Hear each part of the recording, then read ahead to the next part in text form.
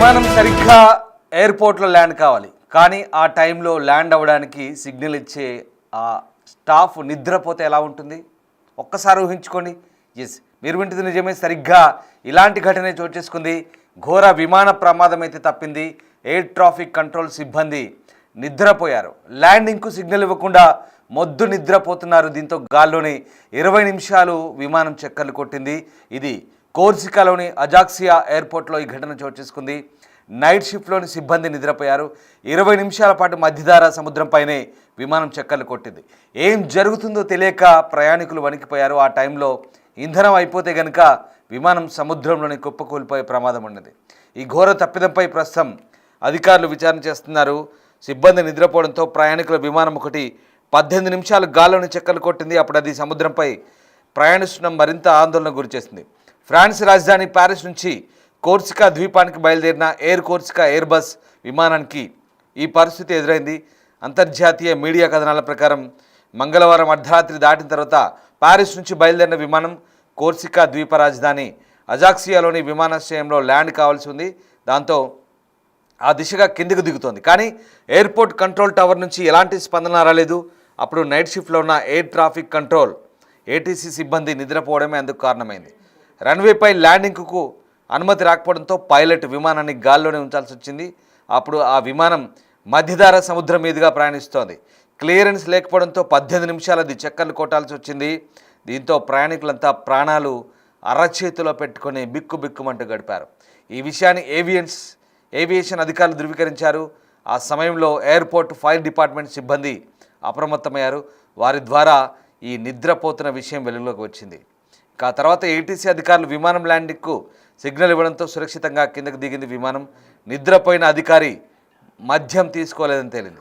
అయితే విమానం గంట పాటు ఆలస్యం కావడం కూడా ఈ పరిస్థితికి దారితీస్తుందని మీడియా కథనాలు చెప్తున్నాయి. ఈ ఘటనపై దర్యాప్తు జరుగుతుందని అధికారులు వెల్లడించారు. మొత్తం మీద ప్రాణాలు పోయినంత పనైంది. ఒక్కసారిగా ఆ విమానం ల్యాండింగ్కు ఇబ్బంది కావడంతో ఒక్కసారిగా ఏం జరుగుతుందో తెలియని పరిస్థితి. 20 నిమిషాల పాటు గాల్లోనే చక్కర్లు కొట్టింది విమానం. అది కూడా మధ్యధార సముద్రం. సరిగ్గా సముద్రం పైన ఉన్నప్పుడు ఈ ఘటన చోటు చేసుకుంటే ఒక్కసారి ఊహించుకోని పరిస్థితి ఎలా ఉంటుందో అలాంటి ఘటనే సరిగ్గా చోటు చేసుకుంది. దీంతో ఒక్కసారిగా ఆ విమానంలో ఉన్న ప్రయాణికులంతా కూడా బిక్కుబిక్కుమంటూ గడిపిన పరిస్థితి. సెప్టెంబర్ 15న ఎయిర్ ట్రాఫిక్ కంట్రోల్స్ ఏటీసీ టవర్లో నిద్రపోవడంతో ఎయిర్ కార్సికా విమానం అజాక్సియో నెపోలియన్ బోనపార్టే విమానాశ్రయంలో సమీపంలో దాదాపు అంటే ఏజేఏ దాని కోడ్ అది బోనపార్టే విమానాశ్రయం అంటారు. 20 నిమిషాల పాటు సముద్రం మీదనే ప్రదక్షిణ చేయాల్సి వచ్చింది. అదిగో చూస్తున్నారుగా ఆ ఊహాజనిత చిత్రం. ఎయిర్ ట్రాఫిక్ కంట్రోల్ రిలీజ్ చేసిన చిత్రం అది. ఒక్కసారి ఎయిర్పోర్ట్కు దగ్గరలో ఉంది, అది రన్వేకు దగ్గరలో ఉంది. కానీ సరిగ్గా దిగే టైంలో విమానానికి అనుమతి రాలేదు. దీంతో అదిగో అక్కడే సముద్రం పైనే ప్రదక్షిణ చేస్తుంది, చక్కర్లు కొడుతుంది. అలా 20 నిమిషాల పాటు చక్కర్లు కొడుతుంది. చూడండి, ఇది ఊహా చిత్రం ఇది. సో ఆ 20 నిమిషాల పాటు చక్కర్లు కొట్టి సరిగ్గా ఆ టైంలో ఈ ఏటీసీ సెంటర్లో సిగ్నల్ ఇవ్వాల్సిన వాడు, అది విమానం దిగడానికి సిగ్నల్ ఇవ్వాల్సిన వాడు మొద్దు నిద్రపోతున్నాడు. అఫ్కోర్స్ విమానం గంట లేట్ అయిందని తెలిసింది. కానీ విమానం ఎప్పుడు డిపార్చ్ అవుతుంది, ఎప్పుడు అక్కడ అరైవల్ ఎప్పుడైంది, ఎప్పుడు డిపార్చ్ అవుతుంది అనేది వాళ్ళకు మినిట్ టు మినిట్ అప్డేట్ ఉంటుంది. ఇంకా అంతకు మించిన అప్డేట్స్ ఎయిర్ ట్రాఫిక్ కంట్రోల్ సెంటర్కి, ఎయిర్పోర్ట్ సెంటర్లో ఉండే అప్డేట్స్ ఎక్కడ అంతకు మించి లేటెస్ట్ అప్డేట్స్ కానీ అంత ఆధునిక ఎప్పటికప్పుడు డిసిప్లిన్గా ఫాలో అయ్యే టైమింగ్స్ కానీ ఇంకా బహుశా నాకు తెలిసి ఎక్కడ ఉండవు. ఎయిర్పోర్ట్స్లో అంత పర్టికులర్గా అంత ఖచ్చితంగా ఉంటాయి. సో సరిగ్గా అది కిందికి దిగడానికి పర్మిషన్ ఇవ్వాల్సిన వ్యక్తి, ఒకసారి మనం అది కూడా ఊహాజనిత చిత్రం చూద్దాం. ఎస్, పర్మిషన్ ఇవ్వాల్సిన వ్యక్తి బహుశా ఆ ఏటీసీ సెంటర్లో, కమాండ్ సెంటర్లో నిద్రపోతున్నాడు. ఎయిర్ ట్రాఫిక్ కంట్రోల్ సెంటర్లో నిద్రపోతున్నాడు. సరిగ్గా మరి వాడికి ఆ టైంలోనే ఎందుకు నిద్ర వచ్చిందో కానీ ఇది చాలా ప్రమాదం. ఒకవేళ ఇంకా కొద్దిసేపు కనుక ఆ విమానం అక్కడే అలాగే చక్కర్లు కొడుతూ ఉంటుంటే కనుక, ఒకవేళ దాంట్లో ఇంధనం బహుశా ఆ వైట్ పెట్రోల్ ఫ్యూయల్ ఏదైనా అయిపోతే వాళ్ళ పరిస్థితి ఏంటి?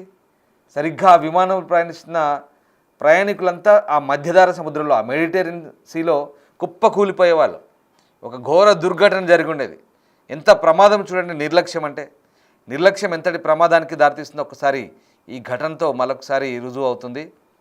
నిర్లక్ష్యం అనేది చాలా ప్రమాదం.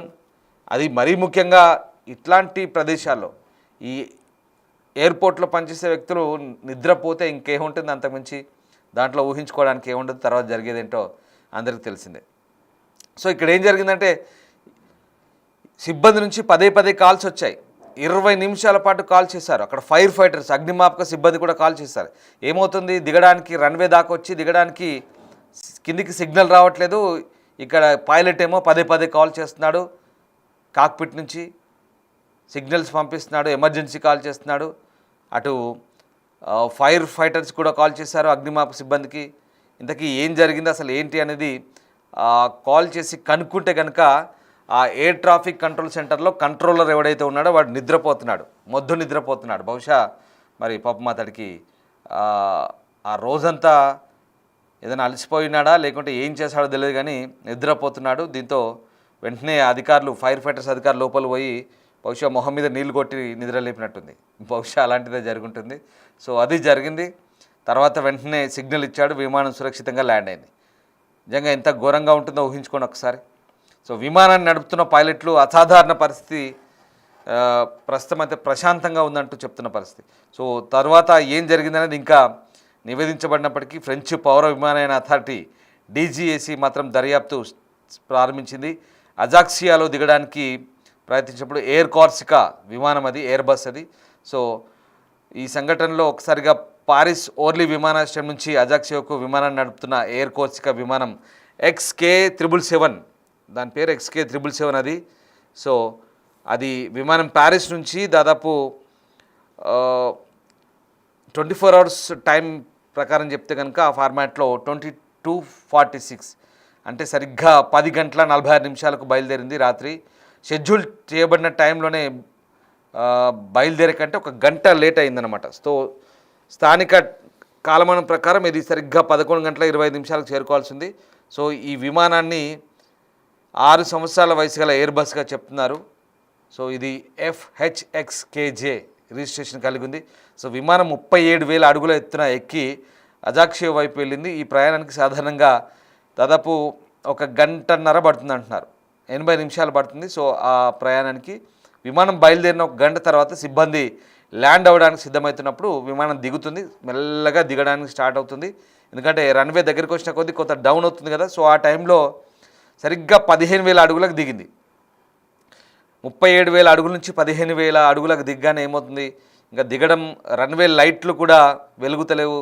ఏంటి దిగడానికి స్టార్ట్ చేస్తున్నారు, రన్వే పైకి వెళ్దాం, కానీ రన్వేపై ఎక్కడ లైట్లు వెలుగుతలేవు. ఈ కంట్రోలర్ అనేవాడు, ఆ రేడియో కాల్ చేసిన వాడు స్పందించట్లేదు. అసలు ఏంటి, ఏం జరిగిందో, అసలు ఆ పైలట్కి కాక్పిట్లో ఉన్నటువంటి ఆ 2-3 పైలట్లు ఉంటారు కదా, ఇంకా వాళ్ళ పరిస్థితి చూడండి ఎంత దారుణంగా ఉంటుందో. ఆ టైంలో ఒక్కసారి వీళ్ళు పర్మిషన్ కోరుతున్నారు, అతను పర్మిషన్ ఇవ్వట్లేదు. దాంతో పైలట్ ఆ సమయంలో ఆ కంట్రోల్ సెంటర్కి రేడియో కాల్ చేస్తున్నాడు, పదే పదే రేడియో కాల్ చేసి సిగ్నల్ కోసం అడుగుతున్నాడు, పర్మిషన్ కోసం అడుగుతున్నాడు. కానీ ఆ టైంలో అక్కడ రన్వేపై లైట్లు వెలగట్లేదు. ఎందుకంటే రన్వే దిగడానికి దగ్గరగా వచ్చింది, ఆయనకు చూపిస్తున్నటువంటి నావిగేషన్ ప్రకారం దగ్గరగా వచ్చింది. 37,000 ఎత్తు నుంచి 15,000 ఎత్తుకు వచ్చింది. దిగడానికి రన్వేపై లైట్లు వెలుగుతలేవు, అక్కడి సిగ్నల్ వస్తలేదంటే దాని అర్థం ఏంటి, లోపల ఏదో జరుగుతుంది. ఏం జరుగుతుందయ్యా ఇంతకంటే, లోపల కంట్రోల్ అనేవాడు మంచిగా నిద్రపోతున్నాడు అలసిపోయి. విమానం దిగాల్సి ఉంది కానీ వీడు పర్మిషన్ ఇవ్వట్లేదు. సో ఏం జరుగుతుంది, మధ్యధార సముద్రంపై 20 నిమిషాలు చక్కర్ కొట్టింది. చూడండి ఒకసారి, ఆ ఎయిర్ బస్లో దాదాపు 100 మంది ఉంటారు. 20 నిమిషాల పాటు చక్కర్లు కొట్టిందంటే ఒక 20 నిమిషాలు, ఇంకొక పావు గంట అరగంట అయితే బహుశా అందులో ఫ్యూయల్ అయిపోయింది అనుకోండి. దాని పరిస్థితి ఏంటి అప్పుడు, ఆ సముద్రంలో, ఆ మెడిటేరియన్ సీలో కుప్ప కూలిపోయేది. అందులో ఉన్న వాళ్ళంతా తీవ్రమైన ప్రమాదానికి గురయ్యేవారు. బహుశా మనం ఇంకొక దుర్వార్త వినాల్సి ఉండేది. సో ఇది జరిగింది. సో అక్కడున్న వాళ్ళంతా ఫైర్ ఫైటర్స్, అగ్నిమాపక సిబ్బంది ఏం జరుగుతున్న సమాచారం తెలుసుకునే లోపు మనోడు మంచిగా నిద్రపోతున్నాడు అందులో. సో బహుశా మొహం మీద నీళ్ళు జల్లి నిద్ర లేపుంటారు. సో నిజంగా చెప్పడానికి హాస్యాస్పదంగా ఉన్న ఇది చాలా సీరియస్ ఇష్యూ. ఎందుకంటే ఒక విమానానికి పర్మిషన్ ఇవ్వకపోతే విమానం చాలా దారుణం, చాలా సున్నితమైన అంశాలు, కుప్పకూలిపోయేది. అదిగో ఆ ఊహాజనిత మ్యాప్ చూస్తున్నారు కదా, అక్కడే ప్రదక్షిణ చేస్తుంది విమానం అంతా కూడా 20 నిమిషాలు చక్కర్లు కొట్టింది. ఇంకా అందులో ఉన్న వాళ్ళ పరిస్థితి ఒకసారి ఊహించుకోండి ఎంత దారుణంగా ఉంటుందో. ప్రాణాలు అరచేతిలో పెట్టుకొని బిక్కుమంటూ గడుపుతారు. బహుశా దిగిన తర్వాత నీకు దండం రా బాబు అని మొక్కాల్సింది ఆడికి. అలా ఉంటుంది పరిస్థితి. సో ఆ రకంగా మొత్తమైతే సురక్షితంగా దిగిన పరిస్థితి. సో అప్పుడు అసలు ఏం జరిగిందో తెలుసుకోవడానికి పైలట్లు ప్రయత్నించారు, ఒక హోల్డ్ ప్యాటర్న్లోకి ప్రవేశించారు. సో ఆ రకంగా పైలట్లు అయితే దశాబ్దాల అనుభవం ఉంది పాపం. ఆ అనుభవంలో నేను ఇలాంటి పరిస్థితిని ఎప్పుడూ ఎదుర్కోవాల్సి రాలేదంటూ కెప్టెన్ అంటున్నాడు. ప్రయాణికులు ఈ పరిస్థితిని హాస్యాస్పదంగా తీసుకున్నారని కోర్స్ మ్యాట్ని నివేదించింది. కొంతమంది విమాన సహాయకులు దీన్ని ధృవీకరించినట్టుగా చెప్తున్నారు. సో రకంగా ఇది మేల్కొల్పు కాల్ అందినప్పటికీ కూడా ఆ ఏటీసీలో ఆ మనిషి నిద్రపోతున్నాడు. మరి ఏం తిన్నాడో ఏం చేశాడో కానీ మందైతే తాగలేదంట. మొత్తం మీద అయితే నిర్ధారించారు అక్కడ అధికారులు. సో కంట్రోలర్ నుంచి స్పందన రాకపోవడంతో పైలట్లు విమానాశ్రయ అగ్నిమాపక విభాగాన్ని సంప్రదించారు. వారు సంఘటనా స్థలానికి వచ్చారు. అక్కడి నుంచి కంట్రోలర్ నుంచి స్పందన రాలేదు కాబట్టి పోలీసులకు వాళ్ళు కాల్ చేశారు. సో భద్రతా ప్రోటోకాల్స్ ఉంటాయి కదా, ఇవన్నీ కూడా ఎయిర్పోర్ట్లో. సో మొదట కంట్రోల్ రూమ్కు యాక్సెస్ అటు నుంచి నెమ్మదింపజేశారు. చివరికి అక్కడికి ఒక టీం వెళ్ళింది. టీం వెళ్ళి తీరా చెక్ చేస్తే మనోడు కంట్రోలర్ మంచి నిద్రపోతున్నట్టుగా గుర్తించారు. సో రకంగా కంట్రోలర్ను బాబు లేవు బాబు అని చెప్పేసి మేల్కొల్పి నిద్ర లేపి ఆ తర్వాత రేడియో కమ్యూనికేషన్ పునరుద్ధరించారు. సో రన్వేపై అప్పుడు లైట్లు వచ్చాయి, వెంటనే విమానం దిగింది. చూసారుగా, ఇదంతా కూడా వింటుంటే ఒక రకంగా సినిమాటిక్గా ఉంది, చాలా హాస్యాస్పదంగా ఉంది. ఎంత జరిగిందో చూడండి. ఈ ఘటన హాస్యాస్పదంగా ఉన్న చాలా సీరియస్ ఇష్యూ. వీళ్ళంతా కూడా దర్యాప్తు చేస్తున్నారు. విమానం చక్కర కొడుతుంది, ఆడు స్పందించట్లేదు, ఏం జరుగుతుందని ఫైర్ వాళ్ళకి చెప్తే వాళ్ళు వెంటనే ప్రోటోకాల్ని అలర్ట్ చేశారు, సెక్యూరిటీ ప్రోటోకాల్ని. వీళ్ళంతా మళ్ళీ చాలా ఇష్యూస్ ఉంటాయి.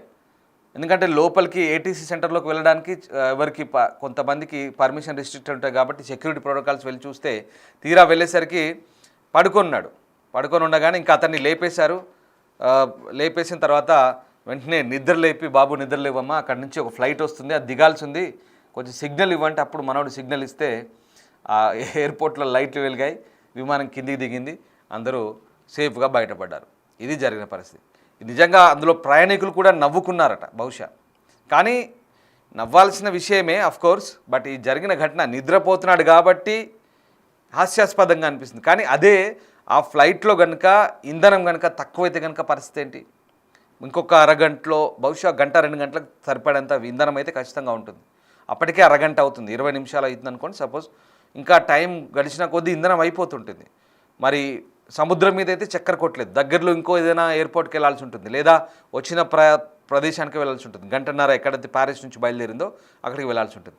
సో ఈ సమయంలో ఒకవేళ ఇంధనం సరిపోలేదు అనుకోండి, సముద్రం మీద కుప్పకూలాల్సి రావాల్సి వచ్చేది, లేదంటే గాల్లోనే పేలిపోయి ఉండేది. చాలా దారుణమైన పరిస్థితి. లేదంటే కిందికి కుప్పకూలిపోయేది, పడిపోయేది ఎక్కడో చోట.